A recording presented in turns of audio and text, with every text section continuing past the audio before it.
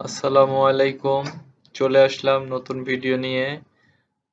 আজকে আমি দেখাবো গুগল ড্রাইভ থেকে কিভাবে ফাইল শেয়ার করা যায়। ফাইল শেয়ার করার জন্য আমাদের প্রথমে একটি জিমেইল অ্যাকাউন্ট লগ ইন করতে হবে। লগ ইন করার পরে আমাদের ড্রাইভ ওপেন করতে হবে। ড্রাইভ ওপেন হয়ে গেলে সেজন্য আমাকে একটা নিউ এ ক্লিক করতে হবে। তারপর নিউ ফোল্ডারে ক্লিক করে একটা ফাইল ক্রিয়েট করতে হবে।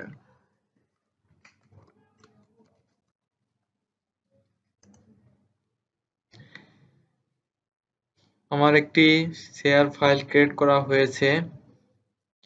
এখন আমি দেখাবো এই ফাইল আপনারা কিভাবে শেয়ার করবেন।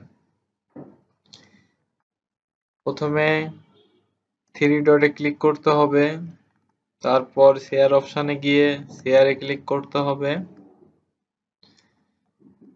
তারপরে এখানে আপনার রেস্ট্রিক্টেড এর এইখানে ক্লিক করতে হবে।